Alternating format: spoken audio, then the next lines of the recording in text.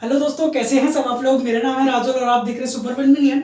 जैसा कि आपने देखा है कि मैं हिस्ट्री का ओवरव्यू देने आया हूँ। देखो, हिस्ट्री हमारी जो है वो 3 पार्ट्स में डिवाइडेड है। 3 पार्ट्स में कह सकते हैं आप कि सबसे पहले जो हमारी इंडियन हिस्ट्री है वो डिवाइडेड है एंशिएंट हिस्ट्री से लेके फिर मिडिएवल देन मॉडर्न। ठीक है, तो हम 3 पार्ट में पढ़ेंगे और पढ़ेंगे किस प्रोस्पेक्टिव से कि मैं बताता हूँ आपको कि जितनी भी जो हमारा हिस्ट्री वाला सिलेबस है ना, जो हिस्ट्री वाला सिलेबस है वो सब क्लियर करवाता हूं मैं आपको। एसएससी के जितने भी एग्जाम होते हैं सब में हिस्ट्री पूछी जाती है। यूपी पुलिस होता है उसमें भी हिस्ट्री पूछी जाती है, दिल्ली पुलिस, इनफैक्ट जितने भी ऑलमोस्ट जितने भी एग्जाम है सब में क्या हिस्ट्री पूछी जाती है। ठीक है, तो हिस्ट्री का बेस बनाएंगे आज हम। ठीक है, हिस्ट्री कैसे कैसे पढ़ने वाले एक ओवरव्यू दूंगा। आई होप आपको पसंद आएगी वीडियो। अगर देखो सच्ची में पसंद आए ना तो please hit the like button and share जरूर कर देना कि जो लोग प्रिपरेशन कर रहे हैं उनको थोड़ा मिल जाए कि स्टोरी फॉर्म में मैं बताऊंगा आपको ओवरव्यू। देन इसके बाद में आगे बढ़ूंगा कि हम पढ़ने के वाले हैं आगे। ठीक है, नाउ स्टार्ट करते हैं बेसिक से। ठीक है, सबसे पहले क्या हुआ, देखो मैं आपको बता रहा था कि हिस्ट्री 3 पार्ट में डिवाइडेड है, एंशिएंट हिस्ट्री, मॉडर्न हिस्ट्री, वो medieval history and modern history. तो 3 पार्ट्स में डिवाइडेड है हमारी हिस्ट्री। नाउ हम आज पढ़ेंगे एंशिएंट हिस्ट्री। उसका पहले मैं ओवरव्यू दे दूंगा, देन उसके बाद पार्ट वाइज की वीडियोस आएंगी, देन आपको वो देखनी है, आपके दिमाग में ऑटोमेटिकली भर जाएगी बस एक वीडियो देखने से। ठीक है, नाउ अब हम आगे बढ़ते हैं। देखो, हिस्ट्री की शुरुआत कहां से होती है। हिस्ट्री की शुरुआत होती है स्टोन एज से। ठीक है, स्टोन एज जैसे कि मैंने अपने फ्लो चार्ट बना रखा है, इसके हिसाब से चलेंगे हम लोग कि ये देखो पेलियोलिथिक एज क्या था। पेल का मतलब क्या होता है, सबसे पहले ये समझो कि पेल का मतलब क्या होता है, ओल्ड होता है। ठीक है, क्या होता है, ओल्ड। और लिथिक का मतलब क्या होता है, स्टोन होता है। क्या होता है, स्टोन होता है। ठीक है, तो ओल्ड स्टोन यहां पाए गए थे पैलियोलिथिक एज में। ठीक है, पैलियोलिथिक एरा कहते हैं इसको। यहां पर क्या हुआ था कि यहां पे ओल्ड स्टोन पाए गए थे। यहां होते मिडिएवल। मीजो मतलब होता है मिडिल। क्या मीजो का मतलब क्या होता है, मिडिल। ठीक है, मिडिल स्टोन। लिथिक का मतलब क्या होता है, स्टोन होता है। तो मिडिल स्टोन एज यहाँ पे आती है। तो ध्यान रखना 2 मिलियन ईयर है वो हमारे कौन सा एज था, पैलियोलिथिक एरा था। देन 1000 बीसी मीसोलिथिक एरा था। न्यूलिथिक, न्यू मतलब न्यू। ठीक है, न्यूलिथिक मतलब न्यूलिथिक यहां पर आ गया 8000 बीसी में। ठीक है, नाउ चारकोलिथिक। इसको चारकोलिथिक क्यों बोलते हैं, क्योंकि इसको स्टोन के साथ साथ क्या मिल गया था, कॉपर मिल गया था। ठीक है, इसलिए इसको कॉपर एज कहा जाता है। क्या कहा जाता है, कॉपर एज कहा जाता है। स्टोन के बारे में इतना सब पढ़ लेना बस। ठीक है, कि यहाँ पर क्या क्या हुआ था। देन उसके बाद जो हमारी इंडियन हिस्ट्री है वो कहां से वो स्टार्ट होती है, वो स्टार्ट होती है इंडस वैली सिविलाइजेशन से। इंडस वैली सिविलाइजेशन का कोई टाइम पीरियड फिक्स किसी बुक में कुछ दे रखा है, किसी बुक में कुछ और दे रखा है। तो लेकिन मैं कब मानता हूं, अराउंड 28 बीसी से मानता हूं। देखो आप ये देखो, एक चीज यहां पर एक क्लियर कर देता हूं आपका पॉइंट कि ये टाइम पीरियड हम बीसी से लेके उल्टा चलते हैं। उल्टा क्यों चलते हैं, जैसे कि आज डेट है हमारी 2020 चल रहा है। ठीक है, तो आफ्टर द बर्थ क्राइस्ट चल रहा है ना, आफ्टर द बर्थ क्राइस्ट। ठीक है, नाउ अर्थ क्राइस्ट से पहले क्या था टाइम पीरियड, जैसे को इसके बर्थ जब पैदा नहीं हुए थे क्राइस्ट, उसके पास जा रहे हैं हम लोग। ठीक है, तो ये उल्टा पीरियड चलेगा। ठीक है, तो बीसी तक जो चलेगा आफ्टर एडी। तो ये क्या है, 2020 क्या है, ये एडी चल रहा है। क्या चल रहा है, एडी चल रहा है, आगे की तरफ बढ़ रहा है। ठीक है, नाउ हम क्या बात कर रहे थे, इंडस वैली सिविलाइजेशन की बात कर रहे थे। इंडस वैली सिविलाइजेशन जो कि इंडियन हिस्ट्री की शुरुआत होती है इंडस वैली सिविलाइजेशन से। ठीक है, इंडस वैली सिविलाइजेशन क्यों कहा जाता है इसको, क्योंकि जो इंडस वैली सिविलाइजेशन है वो इंडस रिवर के किनारे इसकी सिविलाइजेशन हुई थी। इंडस रिवर कहां पड़ती है, पाकिस्तान में पड़ती है। ठीक है, ये जो अपना ये इंडिया वाला जो मैप वो पड़ता है, यहां पर इंडस रिवर बहती है, ये पाकिस्तान वाला एरिया हो गया। देन पाकिस्तान पे इंडस वैली रहती है। मतलब समझोगे कि जो इंडस वैली सिविलाइजेशन होती है वो सिंध इंडस के पास होती है। किसके पास होती है, इंडस रिवर के पास होती है। और इसको हड़प्पन सिविलाइजेशन भी कहा जाता है। तो हड़प्पन सिविलाइजेशन क्यों कहा जाता है, क्योंकि जो इंडस वैली सिविलाइजेशन की पहली साइट थी वो हड़प्पन सिविलाइजेशन थी। हड़प्पा थी, क्या थी, हड़प्पा। ठीक है, हड़प्पा नहीं, हड़प्पा। ठीक है, नाउ इंडस वैली सिविलाइजेशन पढ़ते हैं 28 बीसी। ठीक है, 28 बीसी। देखो हमारी जो इंडियन हिस्ट्री स्टार्ट होती है, मैं आपको पहले 3 चीज क्लियर कर देता हूं कि यार 3 चीज थी क्या।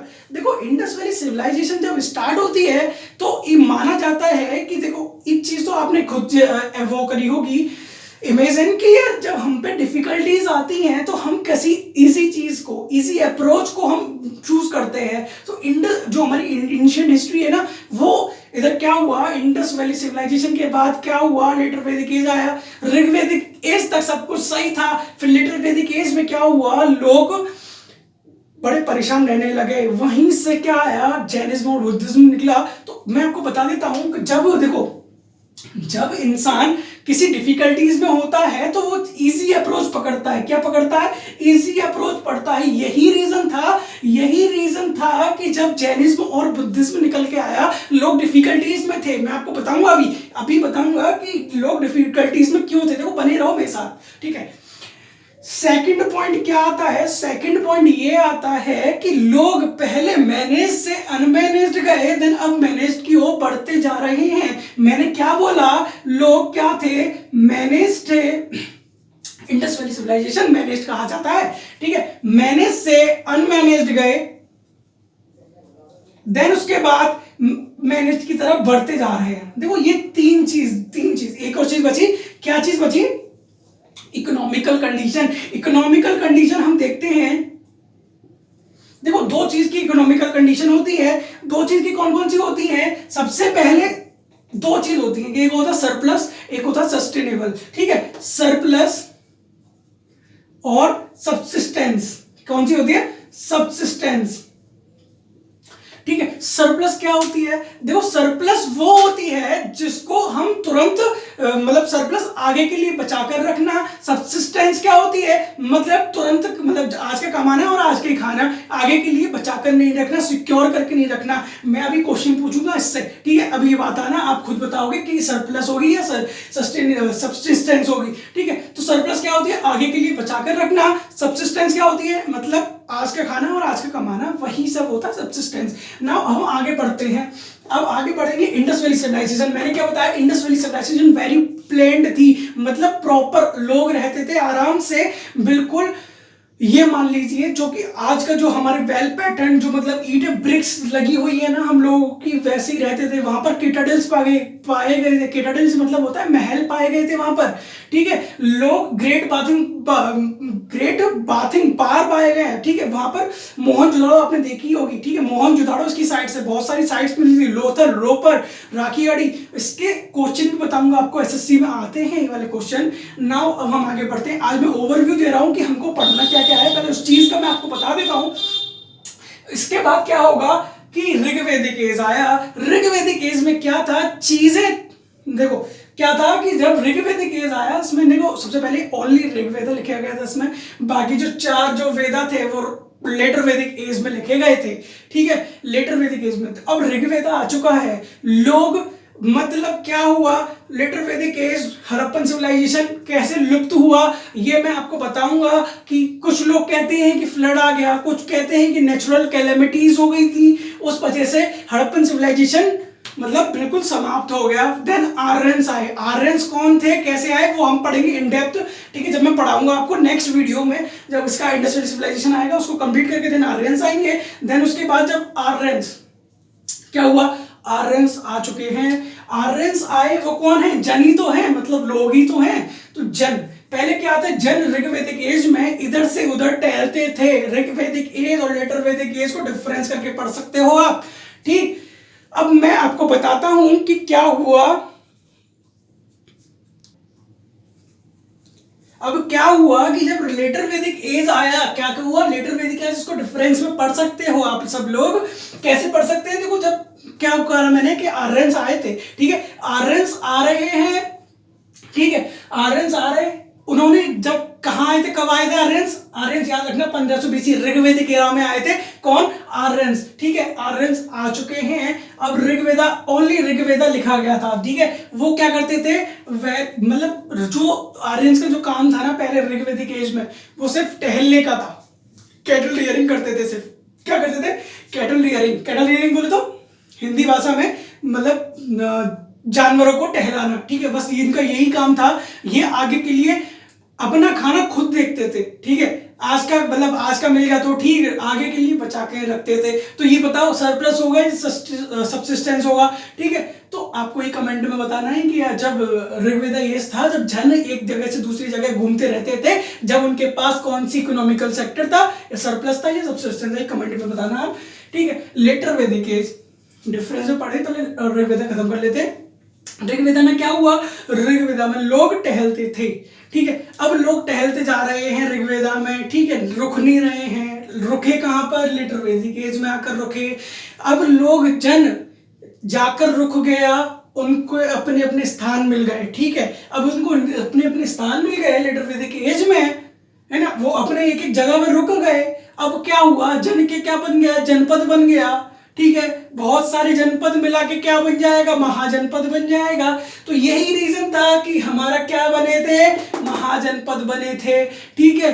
लोग, अब इसको क्लैरिफाई कर लेता हूं पहले ही, क्योंकि आगे जब आप पढ़ोगे तो आपका एक डेटम क्लियर हो जाएगा, आपको चीजें समझ में ज्यादा अच्छी आने लगेंगी। देखो ऋग्वेदा एज में, इसको डिफरेंस करते हैं सबसे पहले कि ऋग्वेदा एज में लोग क्या करते थे, कैटल रियरिंग करते थे, कैटल रियरिंग करते थे, मतलब जानवरों को टहलाते थे। लेकिन लेटर वैदिक एज में क्या हुआ था, लोग आकर रहने लग गए थे, ठीक है। एक पॉइंट यहां पे क्लियर हुआ, लोग आकर रहने लग गए थे।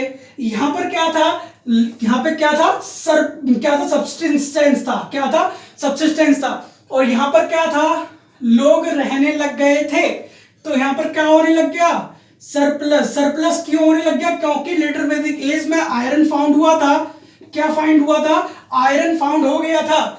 आयरन फाउंड हो गया था, तो जाहिर सी बात है जब आयरन फाउंड हो गया, कुल्हाड़ी बनेंगी, कुल्हाड़ी बनेंगी तो हमारा क्या होगा, एग्रीकल्चर बनेगा। एग्रीकल्चर बनेगा तो क्या होगा, खेती बाड़ी होगी। आयरन फाउंड हो चुका है तो खेतीबाड़ी तो होगी ही होगी। आयरन फाउंड हो चुका है, सब्सिस्टेंस कहां था, ऋग्वेदिक एज में था। सरप्लस कहां पर था, लेटर वैदिक एज में था।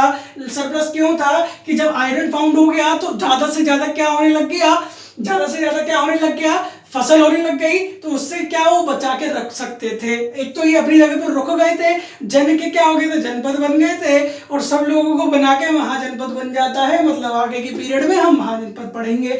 देन इसके बाद क्या हुआ, देखो एक जो चीज होती है लेटर वैदिक एज को, मतलब वैदिक एज को माना जाता है कि बहुत ही रिजिड हो गया था सब कुछ। रिजिड क्यों हो गया था, क्योंकि जब ऋग्वेदिक एज में जब लोग डिवाइड थे अपने वर्क के थ्रू, ठीक है, वर्क के थ्रू, मतलब पहले चार कास्ट हुआ करती थी। कास्ट पहले नहीं थी ऋग्वेदिक एज में, पहले थी कैटेगरी, ठीक है। कैटेगरी डिवाइड थी वर्क के हिसाब से। वर्क के हिसाब से बोले तो जब मतलब जो ब्राह्मण थे, जो मतलब जो टीचिंग वाला काम करता है वो ब्राह्मण कहलाए जाएंगे। जो सोल्जर प्रोटेक्टिव वाला काम करते हैं वो क्षत्रिय कहलाए जाएंगे। और जो मतलब ट्रेडिंग वगैरह करते हैं वो क्या कहा जाएंगे, उनको वैश्य कहा जाएगा। मतलब जो बनिए, मतलब कह सकते हैं आप कि जो ट्रेडिंग वगैरह करते हैं, सिंपल लैंग्वेज में बता रहा हूँ, नेगेटिविटी नहीं आनी चाहिए दिमाग में। और जो वर्कर्स थे, मतलब जो झाड़ू वगैरह लगाते थे, वो क्या थे, शूद्र थे। क्या थे, शूद्र थे। ये कहां पर था, ऋग्वेदिक एज में था। कहां था, ऋग्वेदिक एज में, काम के अकॉर्डिंग। अगर जो टीचिंग पहले कर रहा था, किसी के पापा टीचिंग कर रहे हैं, मतलब तो वहां पे ब्राह्मण थे, लेकिन उनके बेटे को ट्रेडिंग करनी है तो वो बनिया बन जाएगा अपने आप। सिंपल लैंग्वेज में, इंसानों की लैंग्वेज में पढ़ा रहा हूं, ठीक है। थोड़ा ध्यान दीजिएगा, आपकी क्रोनोलॉजी सेट हो जाएगी। मैंने क्या पढ़ा है, हड़प्पन सिविलाइजेशन से निकलते निकलते 2500 से बीसी, 2800 बीसी से लेकर 1750 बीसी तक, यहाँ पे 1500 बीसी तक आ चुके हैं। ऋग्वेदिक एज स्टार्ट हो चुका है। ऋग्वेदिक एज में क्या हुआ था, ऋग्वेदिक एज में लोग क्या करते थे, टहलते रहते थे, कैटल रियरिंग करते थे, और कैटेगरी डिवाइड थी काम के थ्रू। लेटर वैदिक एज में क्या था, लोग क्या था, बस गए थे एक जगह पर, टिक गए थे, सरप्लस हो गई थी, आयरन फाउंड हो गया था। आयरन फाउंड हो गया तो एग्रीकल्चर अपने आप बनना स्टार्ट हो जाएगा। देन इसके बाद मैंने क्या बताया कि काम के थ्रू अपने कैटेगरीज थी। लेकिन लेटर वैदिक में आते आते क्या हुआ, जो तुम हो उसी के हिसाब से हेरिडिटी, ठीक है, जैसे कहते हैं ना कि घर में से जो हो तुम वही बनोगे। अगर तुम्हारे पापा टीचिंग करते हैं तो तुम क्या हो जाओगे, ब्राह्मण होगे। लेकिन यहां पर ब्राह्मण ये कोई भी काम कर सकता था। कहां पर, ऋग्वेदिक एज में। लेटर वैदिक एज में क्या हुआ कि जो तुम जिसके बेटे हो तुम वही रहोगे। मतलब इसमें क्या रिवेल करने लग गया, शूद्र रिवेल करने लग गए, मतलब वर्कर के वर्कर रह गए। तो ठीक है, वहां पे रिवेल टीचिंग करते थे ब्राह्मण, तो ब्राह्मण बहुत बढ़ने लग गया, ब्राह्मणिज्म बढ़ने लग गया। यहाँ पर बहुत सारे यज्ञ आए, ठीक है, यहाँ पे टेक्स्ट लिखे गए, लिटरवेदिक एज में टेक्स्ट लिखे गए, ऋग्वेद लिख गया था वहां पर, लेकिन तीन जो वेद बचते हैं वो यहाँ पर लिखे गए लिटरवेदिक एज में। अब ये ध्यान रखना, लिटरवेदिक एज में बाकी जो तीन जो वेद हैं हमारे, वो तीन यहाँ पर लिखे गए हैं, ठीक है, ये चीज याद रखना। टीचिंग जो मतलब ब्राह्मण है वो ब्राह्मण का बेटा ब्राह्मण ही बनेगा, तो उससे क्या हुआ, जो नीचे वाली कास्ट में बाकी जो तीन कास्ट बची वो रिवेल करने लग गई। तो यही कारण था जब बुद्धिज्म और जैनिज्म निकल के आया, तो यहां से क्या हुआ जब रिवेल करने लग गए तो 62 फिलॉसफीज निकल के आई, ठीक है, इन टोटल 62 फिलॉसफीज निकल के आई हमारी हिंदू, जैनिज्म और बुद्धिज्म भी एक है, सबिज्म आया, ठीक है, जो एक तो ये चीज समझ में आई ना आपको, ठीक है। लेकिन यहां पर जो थे, एक पॉइंट और समझा देता हूं, जो ऋग्वेदिक एज में जो भगवान को पूजा जाता था वो नेचुरल भगवान होते थे, जैसे कि इंद्रदेव हुए, ठीक है, इंद्र मतलब बारिश, ठीक है, बारिश होती है, सन की पूजा करते थे, ये कहां था, ऋग्वेदिक एज में था। लिटरवेदिक एज में बहुत सारे भगवान आने स्टार्ट हो गए, लॉर्ड्स ऑफ गॉड यहां पर बन गए, शिवा, ठीक है, शिवा आपने नाम सुना होगा, आपने पढ़ा होगा, तो ठीक है, यहां पर तो यही कारण था, कहां निकले थे, बुद्धिज्म और जैनिज्म यहां पर निकले थे। इसके बाद बुद्धिज्म और जैनिज्म निकले थे, क्योंकि बुद्धिज्म का वो मोटिव क्या था कि लोगों को सिर्फ क्या मिलना चाहिए, आराम आराम आराम मिलना चाहिए। तो यही कारण था कि जब शूद्र क्या रिवेल करने लग गए, बुद्धिज्म की तरफ रिवेल करने लग गए, ठीक है। नाउ अब हम इन डेप्थ पढ़ा रहा हूं यार, इन डेप्थ पढ़ाऊंगा अभी बाद में, लेकिन अब पढ़ते हैं जनपद की तरफ। अभी महाजनपद बने, क्या बने, महाजनपद बने।